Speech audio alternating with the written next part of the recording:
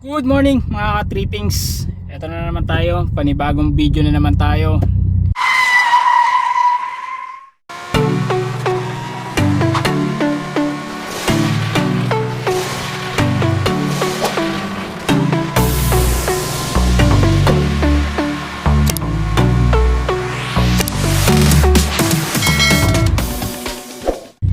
Ang topic natin for today is isa-setting natin yung 360 camera natin at kung paano mag-setting sa ating 360 camera, kung paano natin palitan yung mga settings. Okay? Para makapunta tayo sa 360 camera setting, pindutin natin ito, yung menu nya. Yan. Sunod nya is punta tayo sa panoramic, 360 panoramic. Yan. Ito yung lalabas. May makikita kayong bilog dito sa bandang kaliwang baba. Pindutin nyo yan. Ayan yung mga pagpipilian nyo. Yung setting nyo is nandito sa bandang kanan, kanan sa baba na kanto. Ito. Pindutin nyo yan. Yan. Ngayon, ito naman dito sa IOV. Yan.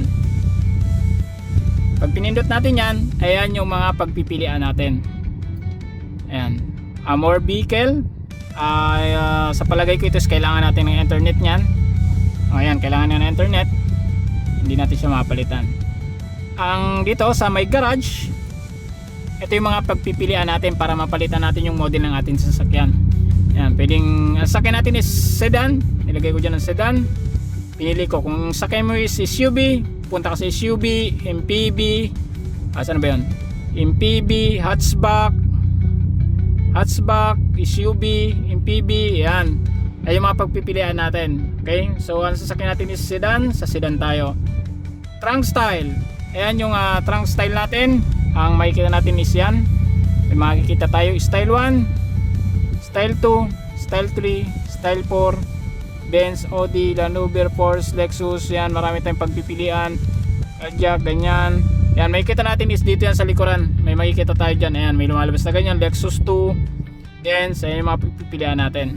Ang sasakyan natin is Toyota. Pinutin natin yung Toyota. Okay? Ayan. Sunod, view angle mode. Ayan, sa view angle mode naman is yung view, yung degrees nya. Ayan, pag sinubukan natin ilagay sa 10 degrees outward, ganyan yung mangyayari. Medyo naka-zoom siya ng konti. Ayan, makikita nyo sa harapan, nagbago siya. Nag-zoom siya, tapos bumaba siya. Pag 20 degrees naman outward, so ibig sabihin palabas siya outward. Yan, medyo nag-wide siya. Medyo lumaki siya.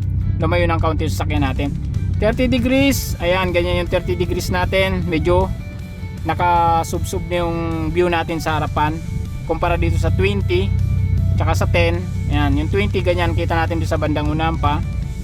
30, yan, di na natin kita. Dito na siya, bali nag-zoom siya, nakatutok siya dito sa bandang taas ng ating sasakyan. 45, ayan yung 45 natin, kita doon sa harapan, kita dito sa gilid. Yan yung pinakamalaking angle nya. So ako, ang prefer kong gamitin is yan, 45. Ang sunod naman natin is kung gusto natin palitan yung kulay ng sasakyan natin, meron tayong vehicle color.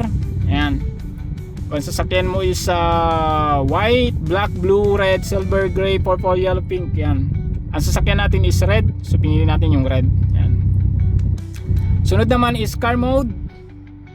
Ayan, bali kung gusto mong palitan yung ito yata, yung parang model niyang ganyan. Pag mirror car model siya, ganyan natin. Mirror, ayan, ganyan yung itsura niya, nag-iba siya ng konti. Pag metal car naman, ganyan, medyo nag-shiny siya. Yan. Ito yung mirror. Ito yung car model, yan. Ito naman, kung gusto nyo yung lagyan ng plate number nyo dyan, lagyan yung plate number nyo. Ayan, pwede natin siya i-type kung anong plate number nyo. Ayan, ita-type nyo lang dyan. Touch nyo lang yan, tapos lagay nyo na kung anong plate number nyo. Ayan, letter, number, kung anong kulay gusto nyo, blue, yellow, green, white, black. Ayan, pagkatapos na ilagay nyo na, is-save nyo na siya. Ako, prefer ko is blue. So, okay na yan. Then, back na natin. Ito sa calibrate naman, yan yung ginawa natin noong nakaraan, nag-calibrate tayo ng camera natin. Yan. Kung may gusto kayong baguhin ulit sa camera nyo, gusto nyo ulit siyang i-calibrate, diyan kayo pupunta. Ngayon, kung gusto nyo lang siyang i-adjust, punta kayo dito sa adjust. Yan, lagay nyo yung password dito, tawag dito, default password niya is 4 na 0, din check. Yan. Kung gusto nyong ilipat yung camera o konti nyo i-adjust, gusto nyo ipaling pakaliwa, pakanan, pataas, pababa, dito nyo siya makikita. Ayan, dyan nyo siya makikita. At ito yung mga pagpipilian natin sa camera na pwede natin siyang i-adjust. Ayan. Pwede natin i-adjust yung front view, rear view, left and right. 2D yun 2D. Kasi meron tayong dalawang klase, meron tayong 2D, meron tayong 3D. Yan. Kaya yung sa atin, magandang klase, meron na tayong 3D kasi yung iba naka 2D lang siya. Kasi yung 2D yata walang bird's eye, yun yung pagkakaiba niya yata. Tsaka yun nga, yung alas ng 360 pag 2D. Yan, ay naka 3D tayo. Kaya meron tayong bird's eye, meron tayong 360. Ayan, pwede natin palitan yung front view, original. Ayan. Pwede nating ayan yung front view natin. Rear view pala ito, rear view. Ayan, pwede nating palitan. I mean, hindi natin papalitan. Pwede natin siyang i-adjust. Ayan, pwede natin siyang pataasin, pababain, kaliwa kanan. Ayoko siyang pindutin kasi nakalibrate na natin siya. Yun na yung tamang setup niya. Kasi pag pinindot ko yan, baka magbago pa ulit. Ayan na naman, magkakalibrate na naman ako. O mag-adjust na naman ako. Ayan. Bali, pinapakita ko lang sa inyo kung ano yung mga pwede nyong gawin sa setting ng 360 camera natin. Okay? Ayan, 2D, rear view. Meron tayong 2D. Yan yung 2D natin sa left. Ito yung 2D natin sa right. At ang kasunod nyan is yung 2D front view remove distortion. Ayan. Ayan naman yun. 2D sa harap. Tapos meron naman tayong 2D sa rear, sa likod. Ayan, 2D. At meron tayong 2D wide limit image sa left. Ayan, yung wide niya, yung malaba, yung lawak yata yan, width, 2D width. Ayan, yung lapad ng pwede niyang masakop. At meron din tayong 2D limit image sa right. Ayan, syempre meron sa left, meron sa right. Yan makikita natin. And then so on and so forth. Meron tayong 2D left rear wheel. Ayan, yung sa 2D left rear wheel. Yung ano ba to? Yung gulong sa ulian? Yung ba yun? Ayan, basta yan yung mga makikita natin dito sa setting. Meron tayong 2D limit image. Ayan, mababasa nyo naman lahat dyan. Meron tayong 3D. Ayan, sa 3D, try natin, tingnan natin 3D. Ayan, yung 3D nya, naka bird's eye siya. Yung camera nya is nasa taas. Yan yung mga pwede natin gawin. Okay, pwede natin siyang i-adjust left, right, translate, zoom. Pwede natin zoom, rotate. Pwede natin siya paikutin. Ayan. Meron tayong sa 3D right rear. Ayan. Ito yung panoramagram. Ito yung panoramagram. Yung view ng angle nya is nandito siya sa bandang outer side na sasakyan natin, sa kaliwa tsaka sa kanan. Okay. Meron tayong 3D elevation height. Ayan. 3D elevation height naman, yung taas ng view nya. Pwede mo siyang yung tutok nya is pwede mo pang pataasin ng ganon, pwede mo siyang pababain ng ganon. Yun elevation height nya. Yan. And then the 3D car model distance adjustment. Yan yung adjust ng ano natin. Height nya, yan, zoom. Pwede mo siyang zoom in, zoom out. Okay. At ang pinakahuli nya is yung 3D car model size scaling. Ayan naman, halos parehas lang siya, halos wala siyang pinagkaiba. Ayan, kung makikita nyo, meron doon sa sasakyan sa una natin. Ang liit lang na sasakyan natin, no? Parang nasa bubong na. Ayan, so kita niya yung paligid niya. Ayan na, may sasakyan sa harapan natin. Ayan, pag naano mo na siya, pag yung halimbawa na-adjust mo siya, tapos nakalimutan mong ibalik sa dati, i-reset mo lang siya. Reset lang siya, yung pinaka-calibration niya, babalik siya doon. Ngayon kapag in-adjust mo siya, confirm mo lang siya. Ngayon kung wala ka namang ginawa, exit lang natin. Ayan, balik na ulit siya doon. Ayan, basta kung pupunta kayo sa setting, ito lang, punta lang dito sa bilog. Ayan, pagpipilan setting, ayan. At sunod naman pala is adjust record. Ito yung files na pag nag-record na tayo. Ayan yung mga files natin na naka-record. Bali ito is ginamit na natin siya habang nag-drive tayo papunta dito sa tabing dagat. Ayan. Bali ito nakasave siya sa USB, okay? Ayan. Ang sunod naman is setting. Ayan yung setting, yung kanina yung sinabi ko sa inyo, magse-setting tayo. Ayan.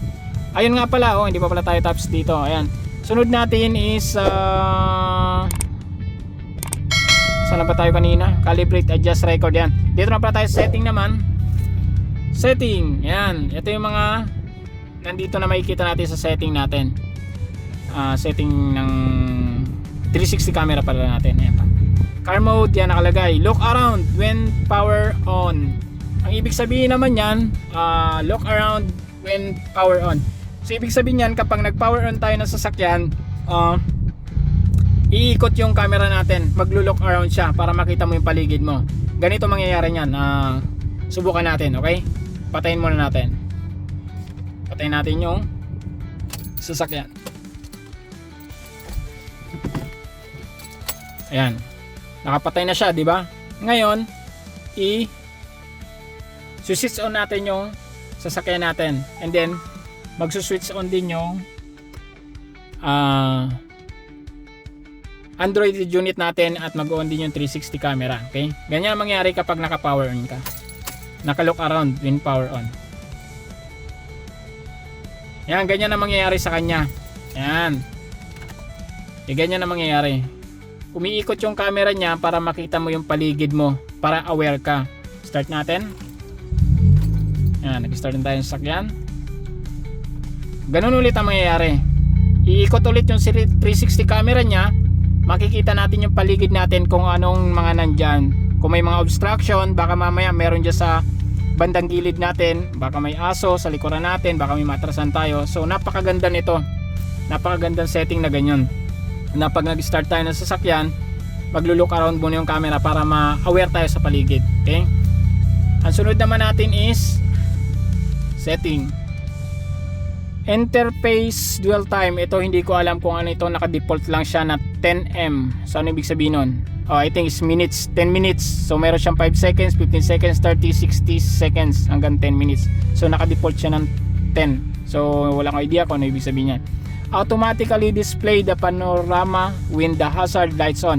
Ang ibig sabihin naman niyan, kapag nag-hazard tayo is automatic na mag-switch on yung ating camera. Ito ganito mangyayari niyan. Balik natin. Pakita natin sa inyo.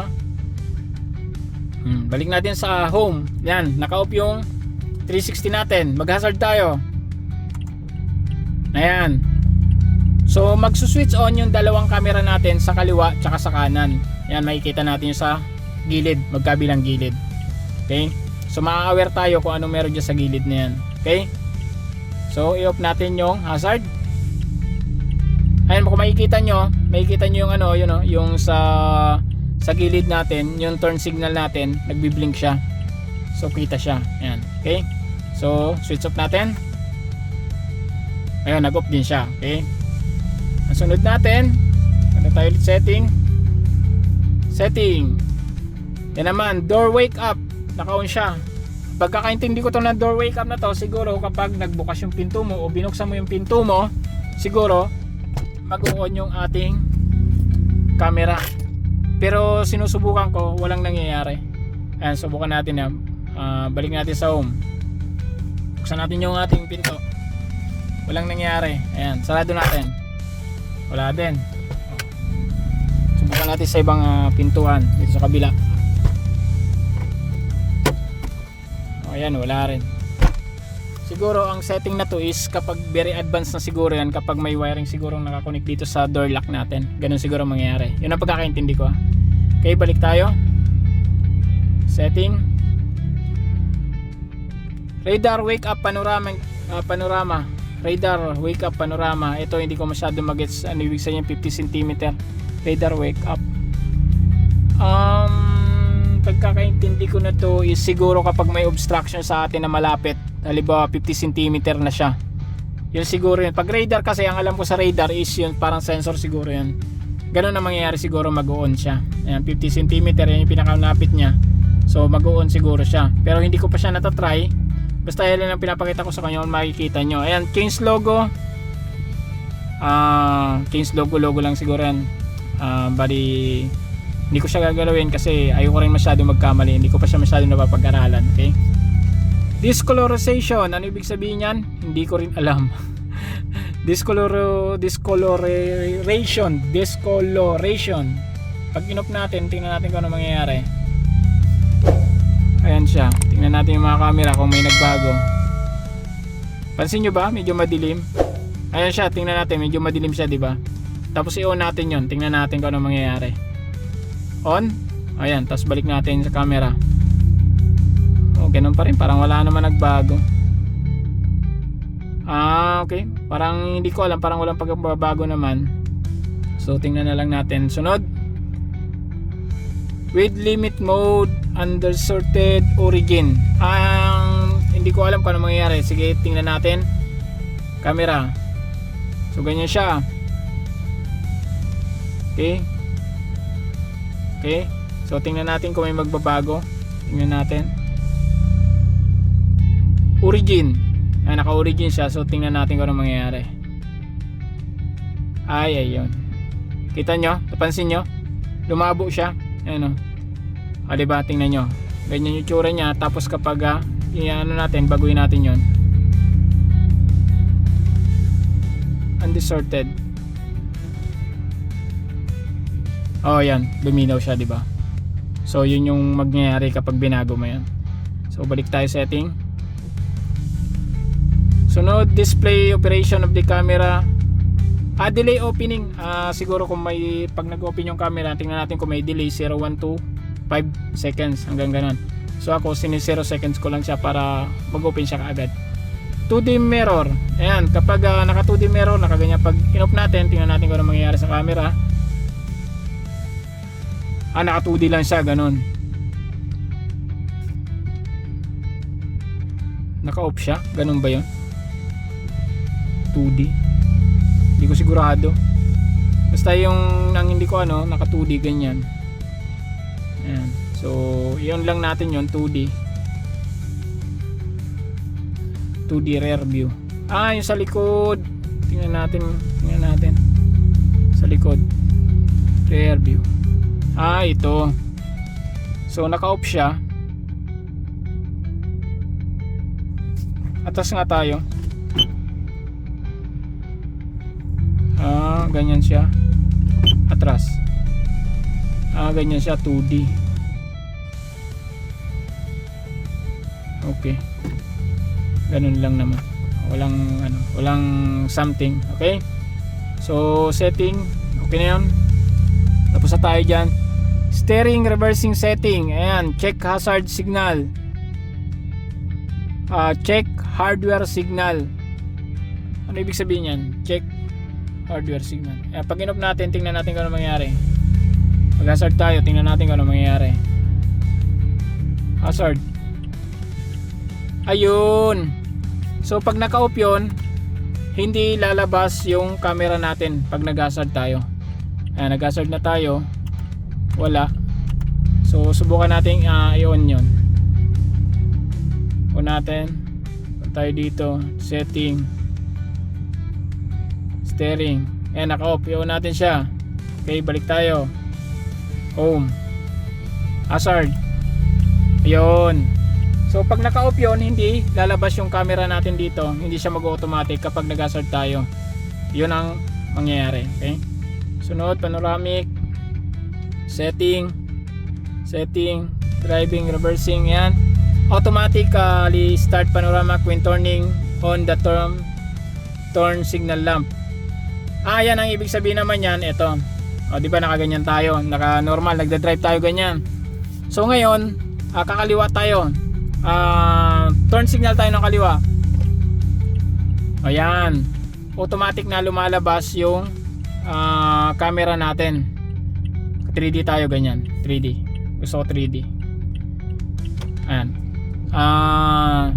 Turn signal tayo pa kaliwa. Ayan ang mangyayari. Ganyan. Ganyan ang mangyayari. Lalabas siya ng ganyan. Kita natin nagsisignal, kakaliwa tayo. So may kita niya yung sa unahan mo tsaka yung bandang konti sa bandang likuran. Okay, balik natin. Yan, nag-off siya. Yun ang mangyayari. Ngayon, kapag in-off natin yon, tingnan natin yan. I-off natin. Yan, naka-off siya. Subukan natin. Home. Kaliwa tayo. Yun, hindi siya lalabas dyan, hindi siya mag-automatic. Yun ang kaibahan niya, okay? So balik tayo. Balik na natin. Yan. Panoramic. Yan. Setting. Ito na tayo. Yan, i-on lang natin yan. Yan. So steering control vehicle speed threshold. So hindi ko alam kung ano ibig sabihin yan. Steering control vehicle speed threshold, naka-off siya. So kung ano kaya yan, medyo interesting. So gawin ko siyang 80. Less than 80, okay? Steering drive time, hindi ko alam kung ano yung parking time and reverse. Parking time and reverse 0 seconds, ano kaya ibig sabihin yan? I-try natin, subukan natin 5 seconds. Yan, 5 seconds, and then home tayo, and then subukan natin na mag-reverse. Yan, mag-reverse tayo.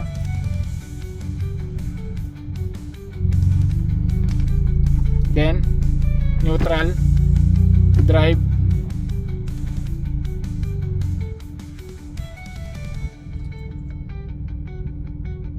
Yun ba yun? Parang delay, yun yata yung pinaka parang delay niya pag nag ano siya, bago siya mawala. 1, 2, 3, 4, 5. Okay, yun siguro yun yung delay niya. Delay niya nga yun. Subukan natin na baguhin natin. Subukan natin baguhin. So naka 5 seconds siya, so gawin natin 20 seconds. Yan. Subukan natin 20 seconds. Home. Ano tayo sa home? Reverse. Yan. And then neutral. Drive. 1, 2, 3, 4, 5, 6, 7, 8, 9, 10, 11, 12, 13, 14, 15, 16, 17, 18, 19, 20. Yun nga yun. Okay, nagets ko na. So yun pala ang ibig sabihin niya. Delay pala siya, magagano'n siya. So delay yung pag-off niya. So okay, para sa akin is okay yun. So iiwanan ko siya ng 20 seconds pa rin siya. Okay na yan sa akin, para at least naka-on pa rin siya. Then trunk ruler, ito yung mga ruler naman natin yan, trajectory, on, off, roller line, ayan lang naman yan, yung ruler para lalabas yung ruler. Ayan, i-off natin yan, subukan natin kung ano mangyari. Trajectory, then home, reverse. Ayan siya, ganyan siya, neutral, reverse. Ayan, reverse tayo. Wala naman pagbabago. Ayan, pag babante tayo, ganun pa rin, reverse, ganun lang din naman. So wala naman dyan bago. And then balik tayo dito sa isa pa. Ito yung isa, yung ruler. Alam ko na ito, ruler lang naman yan. Yan, reverse. Ayan, ruler. Saan ba yan? Parking reverse. Hindi siya. Sa trunk ruler pa tayo. Ito. So pag inon mo yan, ang mangyayari lang naman yan is may lalabas ang ruler pag nag-reverse tayo. Ayan o, makikita nyo yung ruler niya, nagdagdag siya. So ganyan ang mangyayari sa kanya. So ganun lang naman. Ayan, wala namang bago dyan, wala namang new. So yun lang naman. Okay. Bali tanggalin ko na lang yun kasi ano lang yun parang overlapping na siya. So tranglo na. Overlapping, ito lang yung on ko, trajectory reverse. Underbody model setting. Ayan, underbody transparency, panoramic car model na. So itong edge removal, i-off ko siya. Tingnan natin kung ano mangyayari. Yung kanto yan edge daw Ayan. Ayan. So yung kita nyo, may block siya sa gilid. So baguhin natin siya. Tingnan nyo kung ano mangyayari. On. Ayan medyo naglighten siya. Medyo nawala siya. Ay hindi yan, iba yan. Ito yata yun. Tingnan natin.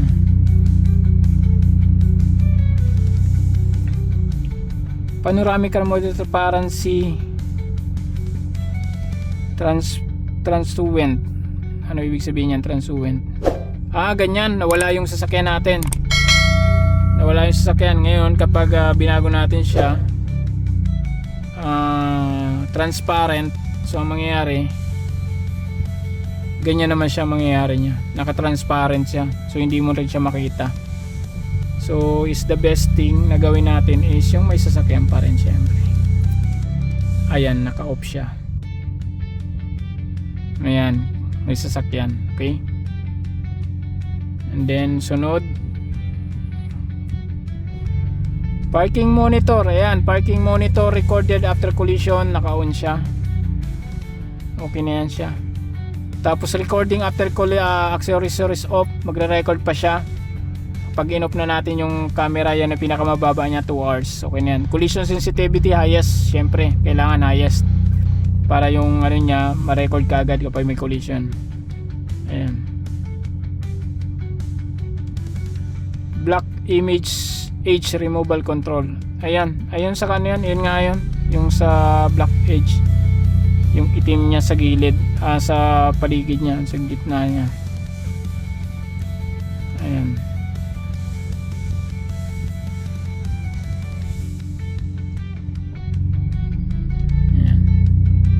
So wala na tayong mga iba pang ano dyan. Ayun lang naman. Parking monitor, okay na yan. Activation, yun lang naman. Ayun, wala na tayong gagalaw dyan. Okay? So ayan mga ka-trippings, maraming salamat sa papanood, sa pagtsatsagang manood ng ating 360 camera setting, para malaman natin kung ano yung laman ng setting ng ating 360 camera. Okay? So maraming salamat. Have a nice day. Have a safe trip. Bye bye.